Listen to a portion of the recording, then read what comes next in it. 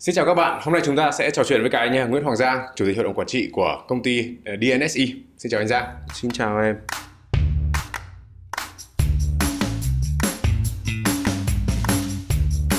Một câu chuyện mà liên quan đến thị trường chứng khoán cũng không phải là quá xa lạ gì cả. Tuy nhiên là DNSE cũng đưa ra một số các cái ý tưởng mới và những cái sản phẩm mới. Trước khi đi vào cái việc đấy thì có thể anh Giang chia sẻ là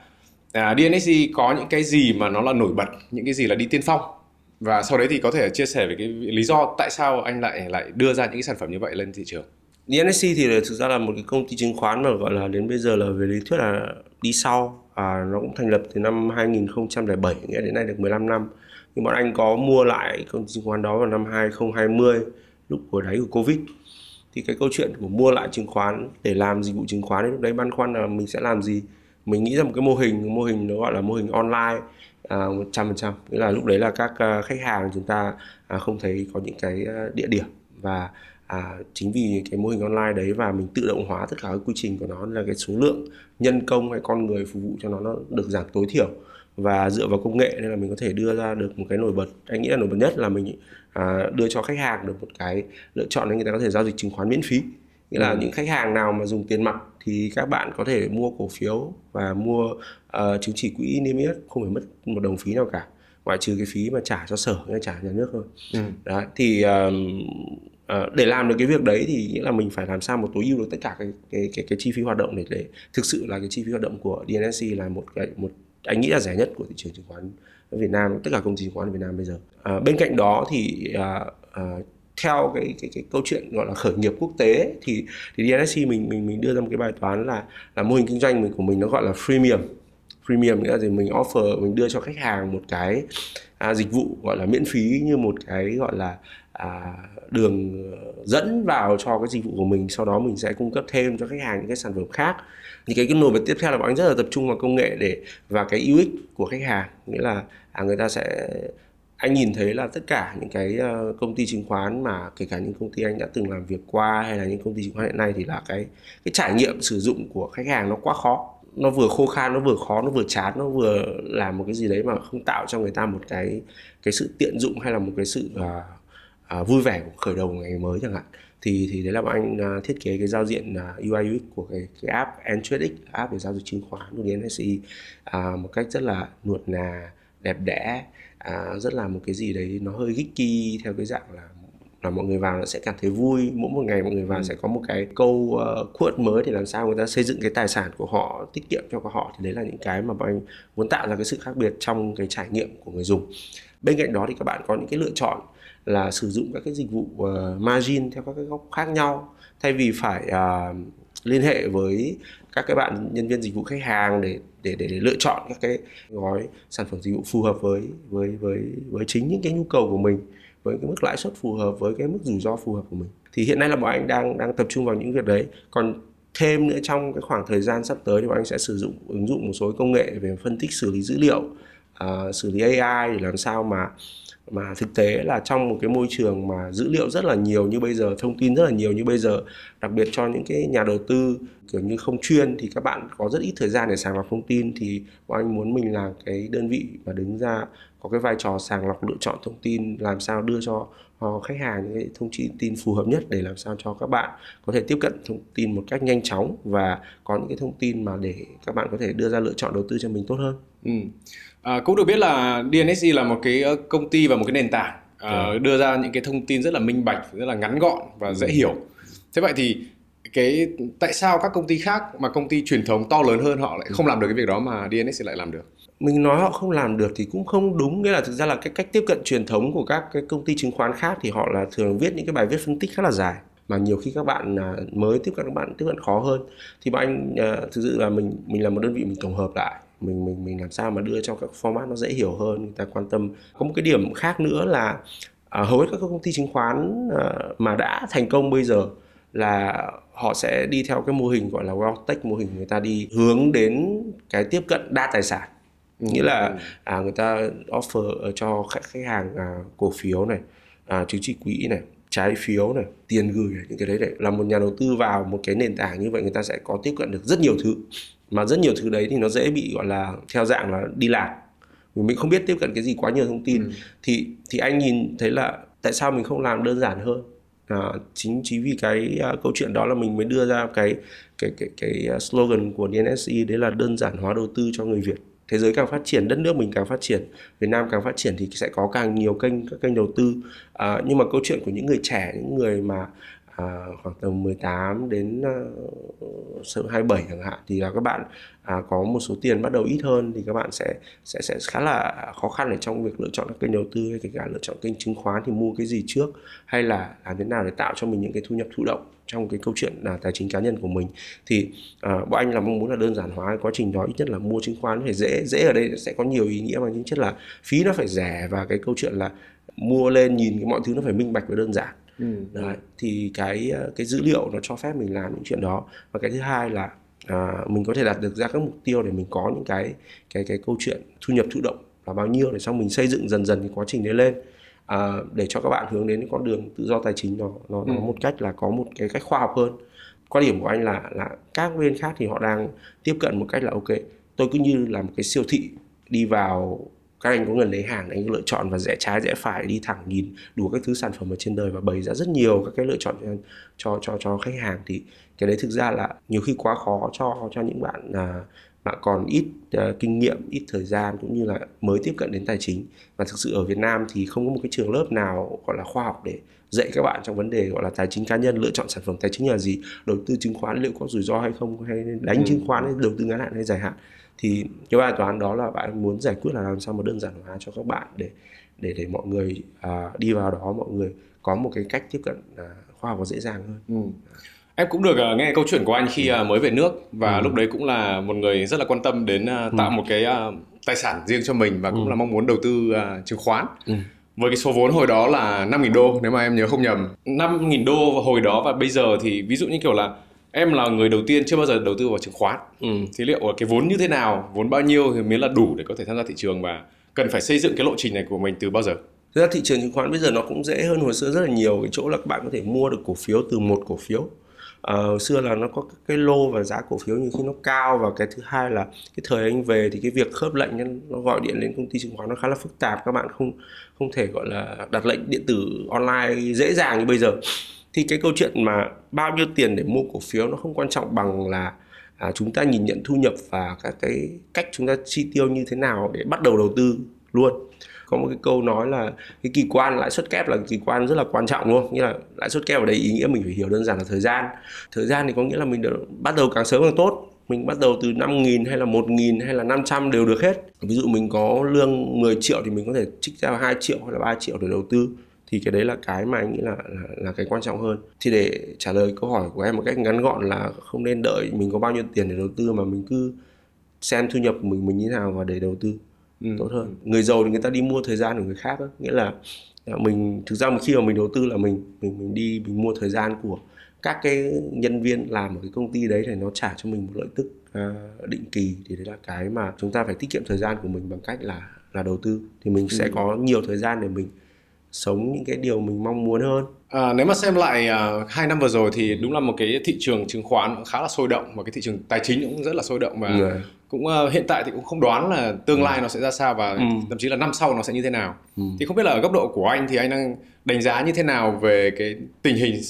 trong năm sau, và đặc biệt là trong thị trường chứng khoán thì nó sẽ như thế nào? Mình phải phân biệt trong cái cuộc chơi này, mình sẽ có hai phần. Thứ nhất là đầu cơ, và thứ hai là đầu tư. Đầu cơ nghĩa là sao? Đầu tư nghĩa là chúng ta nhìn thấy thị trường có một cái xu thế như thế nào đang lên chẳng hạn, thì chúng ta sẽ mua ngắn hạn để hưởng lợi từ việc giá lên. Tuy nhiên đầu tư là mình sẽ có một góc nhìn dài hạn hơn, mình mua những công ty tốt và có cái tăng trưởng tốt, và cái công ty đấy nó sẽ trả lợi tức cho mình định kỳ, có thể hàng nửa năm một, hàng quý một, hoặc là hàng năm một, để mình sẽ có một cái dòng tiền tốt. Thì đương nhiên là dòng tiền có nhiều hay không thì nó phụ thuộc vào vốn của mình. Đấy, thì câu chuyện em hỏi về xu thế thì mình sẽ nhìn nhiều hơn về cái hướng đầu cơ, theo cái nghĩa là ok, chúng ta sẽ tìm thấy cơ hội như thế nào trong ngắn hạn, 1 năm 2 năm, và cái thời điểm để chúng ta xuống nhiều tiền để đầu tư là thời điểm nào. Anh nghĩ là thị trường hiện nay thì trong một cái xu thế lãi suất lên thì nó sẽ ảnh hưởng trực tiếp đến thị trường chứng khoán. Nghĩa là toàn cầu bây giờ là đang câu chuyện mà chiến đấu chống lạm phát và lãi suất lên, thì đấy là cái mà khi mà lãi suất lên thì các cái định giá của các cái tài sản thì một cách dễ hiểu là người ta sẽ giảm đi, bởi vì người dân một cách đơn giản là người ta sẽ chuyển từ các tài sản rủi ro sang các tài sản an toàn hơn là đi gửi tiết kiệm, đúng không? Trước nay gửi tiết kiệm có 6% hay 5% đi chẳng hạn, thì bây giờ gửi được khoảng tầm 9-10% thì người ta sẽ dành ít tiền hơn cho cái việc liên quan đến cái việc là đi đầu tư. Thì khi mà dành ít tiền hơn cho việc đi đầu tư thì người ta sẽ phải bán bớt cái tài sản đấy đi. Việc bán thì cung nó nhiều lên thì sẽ làm giảm tài sản. Thì cái đấy là cái mà anh nghĩ trong xu thế ngắn hạn của tầm 6 tháng tới thì thị trường chứng khoán vẫn là cái dạng đi ngang và có thể giảm, chưa thể tăng mạnh ngay được. Đâu đó trong cái quá trình đấy thì nó sẽ có những cái khoản, cái lúc mà người ta thấy rẻ quá, người ta lại phi vào người ta mua thì nó sẽ đẩy giá lên. Khi mà mọi người nhìn thấy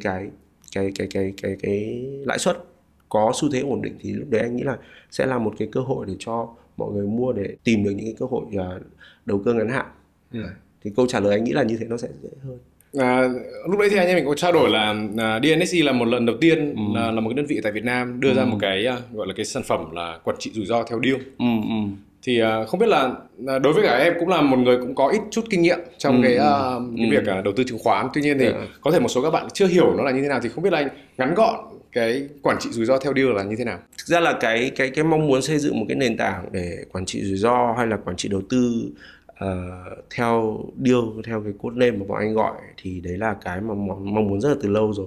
Để làm được những cái việc đấy thì mình phải xây dựng một cái nền tảng hạ tầng công nghệ ở đằng sau rất là nhiều. Thì hiểu một cách đơn giản nó như một cái sổ nhật ký cho em. Như là khi mà sổ nhật ký mình đầu tư thì mỗi một lần mình đầu tư, mình xuống tiền, mình mua một loại cổ phiếu thì mình sẽ phải ghi lại, đúng không? Mình ghi lại là tôi xuống tiền ngần này cho cổ phiếu này với cái giá vốn là ngần này. Giá vốn này là có thể lúc đấy là mình sẽ có thể vay mẹ một phần, hoặc là đấy là toàn bộ tiền của mình. Thì cái quản lý rủi ro theo deal đấy là một cái nền tảng sổ nhật ký để cho các bạn ghi lại được hết các cái lần đầu tư như vậy.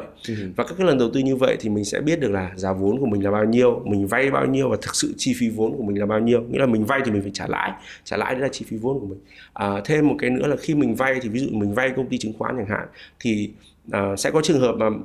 mà tỷ lệ vay mình bị thiếu thì người ta sẽ bắt mình bổ sung, thì nó sẽ tổng hợp tất cả những cái lần bổ sung đấy và mình tính được ra cái giá vốn thật của mình. Ví dụ mình bán một phần thì mình cũng tính được cái phần lãi thật, hoặc là lãi dự kiến hay là lỗ thật hoặc lỗ dự kiến của mình. Từ khi về Việt Nam anh đầu tư thì anh thấy là có một cái vấn đề rất là đơn giản là tính được giá vốn thật và cái việc lãi lỗ thật của tôi đầu tư như thế nào, nhưng mà các công ty chứng khoán dường như người ta cũng không để ý lắm. Thì đấy là cái vấn đề gốc rễ để anh tiếp cận cái vấn đề và xây dựng một cái nền tảng quản trị rủi ro theo deal là như vậy. Mà nếu mà gọi là trong một cái ngôn ngữ bình thường đơn giản, đấy là cái sổ nhật ký đầu tư của các bạn. Và trên cơ sở khi mà mình làm được quản trị rủi ro theo deal đấy thì mình sẽ có nhiều cái tiếp cận hơn để bán sản phẩm cho các bạn. Bởi vì là khi mà mỗi một lần là mình đầu tư, mình tách bạch được từng khoản đầu tư của mình, thì lúc đấy là các bạn hoàn toàn có thể lựa chọn là cái lần này tôi mua cổ phiếu Vinamilk thì tôi có thấy nó an toàn thì tôi sẽ vay nhiều hơn, tỷ lệ 50%, thì nó sẽ có một cái option vay 50%. Nhưng mà tôi mua cổ phiếu khác, tôi thấy ít an toàn hơn, tôi vay tỷ lệ chỉ có 30% thôi, thì tôi cũng sẽ lựa chọn được vay 30%. Thì một cái bài toán nữa là trước nay các công ty chứng khoán ấy, thì người ta chỉ có một cái rổ, một tỷ lệ đối với một cái nhiều mã cho các khách hàng lựa chọn. Người ta không có thay đổi được cái tỷ lệ đấy một cách mềm dẻo. Thì bọn anh với một cái công nghệ quản lý rủi ro theo deal hay cái sổ nhật ký đấy thì các bạn sẽ có lựa chọn để lựa chọn các cái tỷ lệ khác nhau. Và với các tỷ lệ khác nhau thì về lý thuyết tỷ lệ thấp hơn thì rủi ro đối với người cho vay là ít hơn, thì khách hàng phải được quyền trả lãi suất thấp hơn. Đấy là cái chuyện rất là bình thường, đúng không? Ví dụ như là rủi ro thấp hơn thì suy ra giá nó phải rẻ hơn, còn rủi ro cao hơn thì giá nó sẽ phải đắt hơn. Thì với cái công nghệ đấy thì bọn anh cho phép được khách hàng lựa chọn các cái gói vay tỷ lệ khác nhau với các lãi suất khác nhau tương ứng, để làm sao mà mọi người có cái quyền lựa chọn so với cái rủi ro của mình. Thì đấy là cái cộng cái nền tảng đấy nữa. Xong từ ứng dụng những cái sổ nhật ký đấy mình phân tách được như vậy thì nó lại đi thêm được một việc nữa là khi mà phân tách được, biết được rõ giá vốn thì các bạn có thể đặt ra những cái chiến lược giao dịch, những cái chốt lời và cắt lỗ ở các mức khác nhau. Đó, thì đấy là cái mà cả một cái nền tảng để bọn anh giúp cho không chỉ quản trị rủi ro cho người cho vay là công ty chứng khoán, mà thực chất là quản trị rủi ro cho người nhà đầu tư. Bởi vì các bạn sẽ biết được là thực tế là tôi đã đầu tư ở mức này, chi phí vốn của tôi ra lần này thì tôi so sánh được là hiệu suất đầu tư của tôi có tốt hay không, và từ đó là các bạn đưa ra các quyết định tốt hơn và có các lựa chọn tốt hơn cho cái nguồn vốn đầu tư của mình.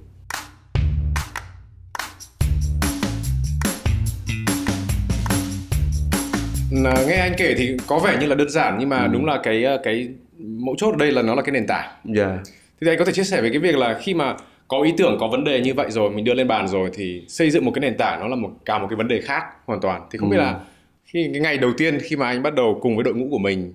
xây dựng cái nền tảng này thì gặp những khó khăn gì? Tại vì chắc chắn rằng là nó không phải là đơn giản là các công ty khác tại sao họ không làm. Nói chung là khi mà bắt đầu một cái gì đấy thì việc đầu tiên là mình viết, mình vẽ lên ra giấy, mình làm Excel, mình tính toán, mình làm thử. Bọn anh làm thử cái mô hình quản lý theo deal này từ những năm 2019. 2019 thì mình đầu tiên xây dựng một cái nền tảng để quản lý cho phái sinh. Phái sinh là một cái giao dịch nó nhanh hơn cơ sở.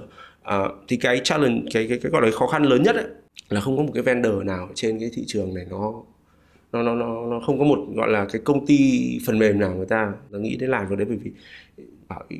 thị trường người ta không làm thế, thị trường làm kiểu khác. Đúng rồi. Và cái thứ hai là khi mà anh nghĩ đến chuyện đấy, bảo ok, thị trường mà nhiều người ta không làm thế, người ta làm kiểu khác thì suy ra người ta cũng có cái đúng của nó. Dẫn đến điều thứ ba là ok, bây giờ mình vứt tiền mà mình làm chắc gì mình đã thành công. Cái ba cái điểm đấy là ba cái điểm mà dự mình phải vượt qua. Thì bọn anh xây dựng một cái nền tảng giao dịch phái sinh từ năm 2019 kết hợp với công ty chứng khoán Hồ Chí Minh thì thực sự cái nền tảng rất là thành công. Bọn anh bây giờ một cái nền tảng chạy tự động mà mình phục vụ được đến khoảng tầm 7% thị phần của thị trường, thì anh thấy là đâu đó ở trong các nhà đầu tư giao dịch chứng khoán người ta có nhu cầu nhìn nhận cái việc đầu tư theo cái hướng đấy. Thì từ cái thành công của phái sinh như vậy thì bọn anh mới quyết tâm để xây dựng cho giao dịch chứng khoán cơ sở, và bắt đầu bằng việc mua một công ty chứng khoán, bắt đầu bằng việc khởi đầu lại tất cả những thứ từ đầu, từ xây dựng cái hệ thống cơ sở dữ liệu, từ phối hợp với các vendor, các cái đội ngũ để người ta làm cái hệ thống core quản lý chứng khoán, và mình phải tự viết toàn bộ cái nền tảng đó. Thì bọn anh mất 2 năm, tháng 7 2020 đến bây giờ là tháng 11 năm 2022 thì bọn anh mới gọi là hoàn thiện được một cái nền tảng để bắt đầu chắc đến tháng 12 này thì mình sẽ đưa được ra cho khách hàng sử dụng 100%. Thì đấy là 2 năm mà mình cũng đặt cược khá là nhiều tiền, khá là nhiều công sức vào để mình đưa cho khách hàng. Nghĩa là từ bắt đầu điểm số 0 thì nó cái góc nhìn của mình đến bây giờ mình cũng hoàn thiện được hơn, rồi mình cũng thấy là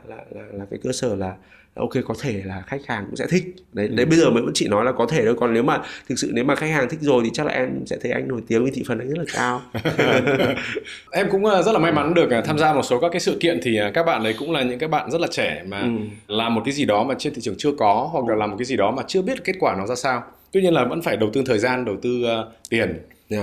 Thì nếu mà liên quan đến cái việc của anh thì đúng là cũng là câu chuyện là mình đang đi ngược sóng một tí. Cả thị trường đi một kiểu, mình đi một kiểu. Thì đấy là việc của anh thì anh vẫn có thể làm được nếu mà cá nhân anh. Nhưng mà làm sao thuyết phục được cái đội ngũ của mình cùng đi theo cái hướng đó thì không biết anh giải quyết như thế nào trong cái công ty của mình? Một trong những cái vấn đề lớn nhất là khi mà không phải là ở bên ngoài, nghĩa là ở bên trong. Đầu tiên là mình thuyết phục làm sao để cho đội ngũ của mình, mọi người nhìn thấy là cái quyết tâm làm này nó có ý nghĩa. Vì bản chất là khi mình làm một cái dự án dài á, thì câu chuyện giống kiểu như là đi trên một bãi biển không có bờ, thì mình nhìn sao mình phải vẽ được cho người ta một cái bờ nhất định. Thì có khá là nhiều thứ, trong đó là mình đưa ra những cái sản phẩm mà cái tốc độ nó ra nhanh hơn, mình cắt ngắn các cái khung đoạn đi, mình không phải làm ra một cái gọi là cái nhà to mà 2 năm sau mình mới chui vào ở, mà mình sẽ xây từng cái cột nhỏ vào để mọi người nhìn thấy cái mục tiêu đó. Ví dụ như đưa ra từng bước một, từng cái features một của cái sản phẩm. Bọn anh chạy theo sprint, làm theo hướng agile thì chạy theo sprint, mỗi sprint hiện nay bọn anh đang làm 2 tuần. Đấy, thì cái bài toán đó để cho mình chia nhỏ được cái mục đích ra, mình tìm những cái MVP, nghĩa là minimum viable product, để đưa cho mọi người lên. Ví dụ như cái phái sinh mà anh chia sẻ với em, và mọi người thấy cái phái sinh đấy cũng là một cái thành công nhất định, thì xong đấy rồi mọi người sẽ áp dụng vào cái này. Với cái phần này nó phức tạp hơn, bởi vì là như em biết là một cái hệ thống core của công ty chứng khoán thì không khác gì một hệ thống core của ngân hàng. Mọi người sẽ phải phải làm thay đổi nó, nói chung là test tiếp các thứ nó cũng sẽ phiền. Đấy. Và cái hai nữa là hơi quân phiệt tí, và anh bảo thế thì anh phải làm bằng cách là anh bỏ rất nhiều tiền của anh vào để chứng minh là đây là cái niềm tin của anh. Nghĩa là anh bảo thế mà anh phải làm, không phải là anh cứ phi và anh bảo mà làm. Mà như là ok, cái công ty này anh đặt cửa gần như toàn bộ tài sản của anh vào chẳng hạn, thì đấy là mọi người nhìn thấy ok, thấy ông này cũng có vẻ hâm bỏ nhiều tiền vào, chắc là tin. Đấy, thì anh nghĩ là nó cộng hưởng của khá là nhiều thứ. Thêm một cái nữa thì anh nghĩ là cũng đâu đó là mình cũng có được cái sự gọi là tôn trọng của các bạn, bởi vì là mình cũng làm việc ở cái ngành này khá là lâu rồi, thì mọi người cũng gọi là gần như tin tưởng một cách mù quáng là có thể là ông có nhìn thấy một cái gì đấy là vui vui ở đằng xa xa, thì đấy anh nghĩ là đấy là một cái điểm mà anh nghĩ là cũng đâu đó có thể là bây giờ đi hơi lệch một tí, nhưng mà có rất là nhiều các bạn mà đang nghe thì cũng là đang ấp ủ một cái ý tưởng xây dựng một cái startup riêng của mình, thì chắc chắn họ sẽ gặp những cái vấn đề kiểu này. Là cũng có một cái ý tưởng mà nó hơi điên rồ, nó hơi khác thị trường, nó hơi khác mọi người. Nhưng mà làm sao mà giữ được cái nhiệt huyết đó, mà làm sao mà mình duy trì được cái đấy. Ví dụ như anh là duy trì trong 2 năm rồi. Thì những cái điều kiện nào, điều kiện cần để mình có thể là tiếp tục duy trì và nuôi dưỡng cái ý tưởng đấy của mình? Khi mà chúng ta có một cái ý tưởng mà chúng ta phải biết là cái ý tưởng đấy nó xây sẽ mất thời gian, thì cái quick win là cái rất là quan trọng. Mình phải tự tạo ra cho mình những cái điểm đến trong ngắn hạn, để mình không chỉ lôi kéo được cái tâm lý của mình, mà mình còn lôi kéo được tâm lý của những người đi xung quanh mình. Nghĩa là trong một cái quá trình dài 2 năm, mình không phải là sau 2 năm mình mới celebrate, 2 năm mình mới gọi là vỗ tay với nhau vui vẻ, cái ok chúng ta đến được một cái bến bờ nào đấy, mà thực ra là mình phải làm việc đấy hàng tuần. Cái nghệ thuật của một người lái tàu ấy là người ta phải chia được quãng đường dài thành nhiều quãng đường ngắn, và đấy là một trong những nghệ thuật lãnh đạo để giúp cho chúng ta thành công. Đặc biệt là nếu ví dụ như ở câu chuyện DNSE đầu tư chứng khoán chẳng hạn, thì với một công ty hay là với một cá nhân đầu tư chứng khoán thì mình cũng phải chia được quãng đường dài, quãng đường ngắn chứ. Mình ít nhất mình phải bảo ok, trong quá trình tôi có đến 100 triệu thu nhập đầu tư thụ động, thì bây giờ tôi đã có 1,2 triệu rồi chẳng hạn một tháng. Đấy, thì 1,2 triệu nó cũng là 1,2% 100 triệu. Anyway, thì cái câu chuyện là khi mà mình gọi là nuôi dưỡng tinh thần, mình có những cái chiến thắng nhỏ như vậy, thì chúng ta mới có được chiến thắng lớn. Chúng ta không thể có được chiến thắng lớn khi mà chúng ta không có những các chiến thắng nhỏ. Và không bao giờ có một câu chuyện là nếu mà bọn em xem rất là nhiều các dự án ở trên thế giới, nếu mà dự án nào mà mang tính chất nó gọi là Big Bang, nghĩa là bùng phát nó ra một cái gì đó rất là to, thì cái tỷ lệ rủi ro không thành công của nó rất là cao. Đấy, thì là một người làm startup, là một người làm chủ doanh nghiệp, là một người lãnh đạo, hay là bất kể mình có nuôi dưỡng một ý tưởng, làm bất kỳ một cái gì đấy trong đời, thì anh nghĩ là chia cho chúng ta thành một cái chiến thắng lớn, thành nhiều chiến thắng nhỏ, để chúng ta có một cái tinh thần tốt, một cái tư duy tốt, cộng với cả lôi kéo được những người xung quanh chúng ta nhìn nhận các cái chiến thắng đấy, thì đấy là cái điểm mà quan trọng nhất. Anh nghĩ không có một cái mình không thể xây một tòa nhà 81 tầng mà bùng phát lên 81 tầng được. Mình phải đi từ từng cái cọc một, từng cái móng một, và đấy là cái điểm mà quan trọng. Thêm một cái nữa là bên cạnh những cái việc chia đấy, thì mình bao giờ mình cũng phải có một cái tầm nhìn rõ ràng. Mình phải cố gắng ngồi tư duy để nhìn được ra cho mình một cái tầm nhìn trong cái tầm nhìn lớn đấy. Bởi vì là bên cạnh việc mà chúng ta đi từng bước nó có thể chệch chẹo, đúng không, thì nó sẽ có một cái nó gọi là cái tầm nhìn ở đằng xa. Và cái tầm nhìn đằng xa đấy chính là cái mà gọi là cái ngọn hải đăng để lôi kéo chúng ta đi theo cái hướng đấy. Thì cái tầm nhìn đấy nó phải được thử nghiệm, được trau dồi, được trao đổi, được nói chuyện, để chúng ta có một cái niềm tin tốt hơn vào tầm nhìn đấy. Thì đặc biệt là của một bạn mà làm, vì chúng ta không bao giờ tự làm cái gì của mình được. Chúng ta có thể cái giai đoạn đầu để cho mọi người tin thì chúng ta bắt buộc phải phi và tự làm của mình, nhưng mà để lôi kéo mọi người thì đặt một cái tầm nhìn ở đằng xa, và chia sẻ nhiều, trao đổi nhiều, họp hành, chia sẻ, trao đổi và trau dồi để làm sao mà hoàn thiện cái tầm nhìn đấy. Vì khi mà mình có một cái ước mơ, cái tầm nhìn ban đầu nó có thể khô ráp, mình có thể thử nghiệm xong rồi xong dần dần mình sẽ phải dựa vào cái dữ liệu thực tế, mình dựa vào khách hàng của mình dựa vào những cái đối thủ của mình để mình hoàn thiện cái tầm nhìn của mình, thì lúc đó là cả đội ngũ của mình, mọi người cũng sẽ nhìn nhận cùng mình và nghe theo. Đấy là anh nghĩ là hai cái điểm chính để mình có thể lôi kéo được. Nếu mà nói về khách hàng thì đối tượng khách hàng của anh chắc là nó rất là rộng, nghĩa là sẽ có đối tượng về một tuổi tác, thu nhập và có thể là cái vị thế trong xã hội chẳng hạn. Thì không biết là dựa trên DNSE là cũng là một công ty gọi là công ty công nghệ, và cũng là đa số là dựa trên một cái nền tảng công nghệ. Thì nếu mà phân tích của anh thì phân tích thế nào để mình tiếp cận với cả những khách hàng khác biệt như vậy, và cái profile của khách hàng của mình, của đối tượng của anh là thường sẽ xếp như thế nào? Thực tế là câu chuyện mà khi mà mình tiếp cận khách hàng thì bọn anh có một cái tư duy cũng hơi khác biệt xíu. Hiện nay thì cái thời gian mà người dùng, con người dành cho thời gian ở trên mạng xã hội, social media, TikTok, YouTube các thứ là mọi người dành khá là nhiều. Thì bọn anh hiện nay bọn anh đang tiếp cận đến đối tượng khách hàng trẻ hơn, và từ các đối tượng khách hàng trẻ đấy người ta biết đến có thể người ta sẽ nói chuyện với bố mẹ người ta sẽ giới thiệu bố mẹ người ta để câu chuyện là sử dụng dịch vụ này tốt lắm rồi. Bọn anh cũng tiếp cận với cả kênh chính thống nữa. Thì nghĩa là mình tiếp cận ở đây là mình tiếp cận có khoảng ba cái chân chính. Chân thứ nhất là social media, nghĩa là bọn anh dùng cái kênh mà gọi là giải trí cho gọi là giới đầu tư, là bọn anh có một cái trang bò và gấu. Mình làm comic. Vì sao mình làm comic? Bởi vì comic giá nó hợp lý, animation thì nó đắt hơn, đúng không? Đấy, thì bạn start out làm comic từ năm 2019 thì cũng được 3 năm thì các bạn viết và làm những cái mẩu hội thoại ngắn liên quan đến hai nhân vật bò và gấu, và anh bảo là từ bò và gấu chúng ta làm thêm đủ 12 con giáp sẽ có đủ 12 con để nói chuyện, là mỗi con nó sẽ có cá tính, và thế là chúng ta có đủ chuyện để nói. Thế là bây giờ các bạn mỗi ngày có ra 5 comic khác nhau, và khi mà mình đã build được một cái library rồi thì mình sẽ chia sẻ để có những cái câu chuyện vui. Bởi vì là thực ra là một trong những cái tâm lý của các nhà đầu tư chứng khoán hay tiếp cận chứng khoán là các bạn cần cái gì đấy giải trí, chia sẻ về mặt cảm xúc. Bản chất đây là một cái câu chuyện đầu tư nó có cảm xúc, thế thì mình lựa chọn cái đó để đưa ra và mình tiếp cận. Thì sau đó khi mà làm đến cái comic xong thì bây giờ bọn anh làm thêm một cái trang YouTube nữa. Cái YouTube mà anh gọi là Học viện Bò và Gấu, Bò và Gấu Academy,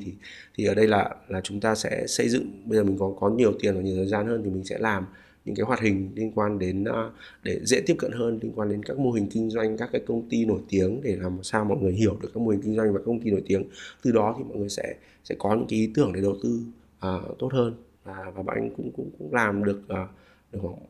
5 tháng nay, anh chị thấy cũng khá là thành công. Thì đấy là những cái cách mà bọn anh làm marketing. Cộng với cái chân thứ ba ở đây là anh muốn nói đấy là Google Search. Nghĩa là đã gọi là Google Search thì thực tế là những nhà đầu tư mà chủ động thì là những nhà đầu tư mà sẽ lên mạng và search thông tin. Thì bọn anh xây dựng một cái kho kiến thức rất là lớn ở trên trang DNSI, mà anh ở đấy nó có phần học và kho kiến thức. Các bạn là từ đó các bạn sẽ tiếp cận được, các bạn có thể search đủ các thứ ở trên đời, ví dụ như công ty chứng khoán VN Direct, ví dụ như là công ty cổ phần tập đoàn Hòa Phát, hay là nhìn những cái thậm chí đơn giản như thẻ đen là gì, Bitcoin là gì, hay là Ethereum là gì. Những cái đấy thì bọn anh xây dựng một cái cơ sở dữ liệu với những cái bài viết khá là dễ đọc, dễ hiểu, giống kiểu Vietcetera, để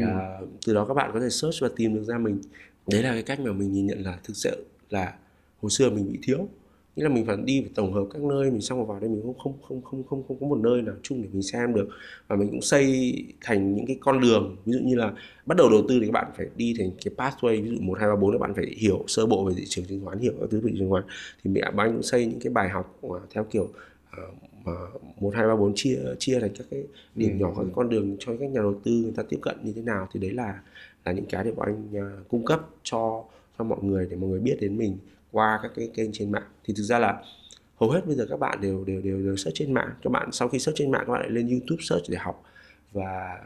tiếp cận giải trí thì tiếp cận ở trên Facebook và TikTok. Đấy, thì bọn anh làm những cái nó khá là không có cổ truyền lắm, mang tính chất gọi là tương đối là vui vẻ và hiện đại. Và nhiều khi nó gọi là các ông bà làm chứng khoán còn bảo là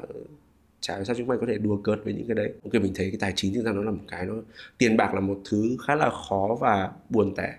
Làm sao mình làm cho nó vui hơn thì sẽ dễ tiếp cận hơn. Và thực sự đấy là một trong những cái trách nhiệm mà bọn anh nghĩ là mình sẽ đóng góp trong vấn đề gọi là phổ cập cái kiến thức đấy cho mọi người. Khi mọi người nghe nhiều về chứng khoán, biết nhiều sự đùa cợt về chứng khoán thì mọi người sẽ tạo sự tò mò để hiểu hơn về chứng khoán. Và khi các bạn cố gắng hiểu hơn thì các bạn sẽ có một cái hành trang kiến thức tốt hơn để các bạn có thể đi đầu tư được tốt hơn. Vì khi để đầu tư được tốt và để quản lý tiền được tốt, chả có cách nào ngoài là phải hiểu nó và đọc về nó.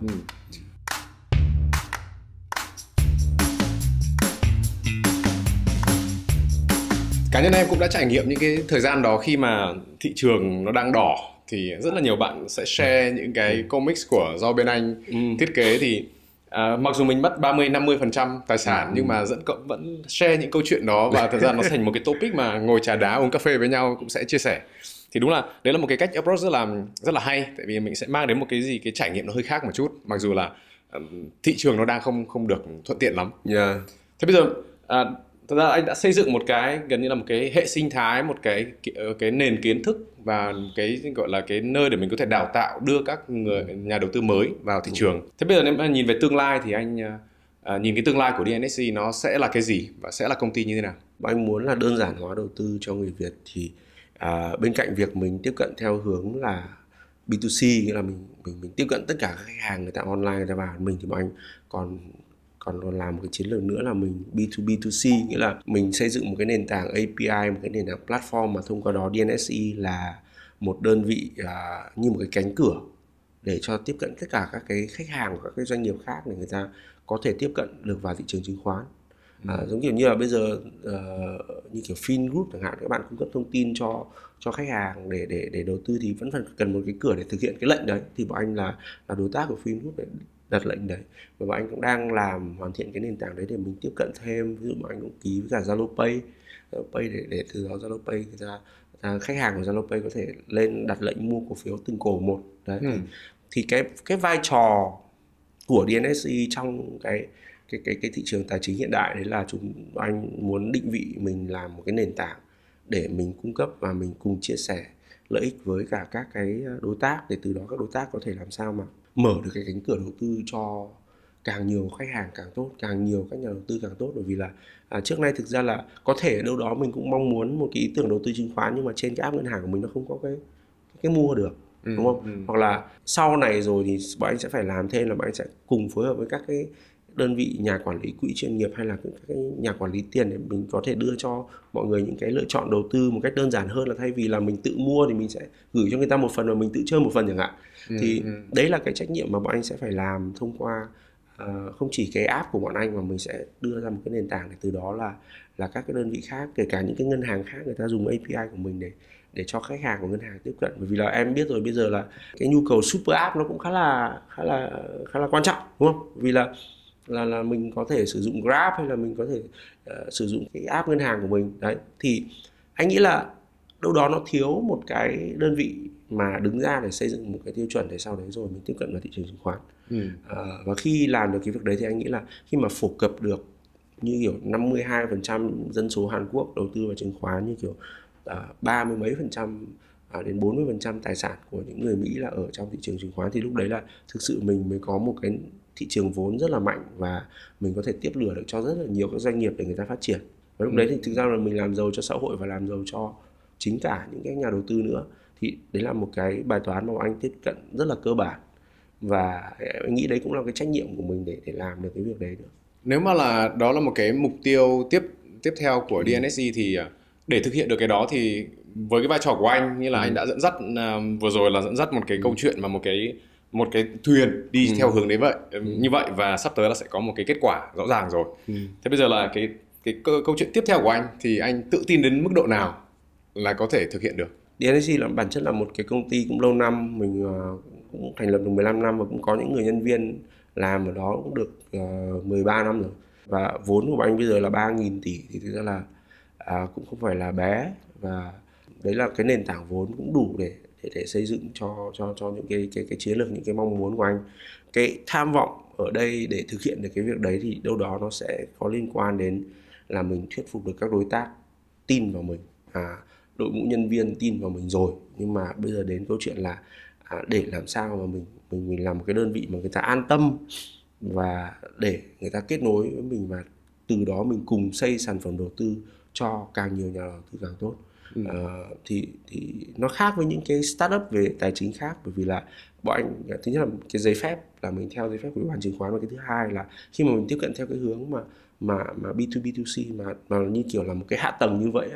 thì mình phải là đơn vị làm chuẩn hóa và chia sẻ. Vì thực sự là các tổ chức tài chính ở Việt Nam thì cái quá trình tiếp cận nó lâu, nó không phải là 1-2 tháng, mình phải nói là câu chuyện đây là 18 tháng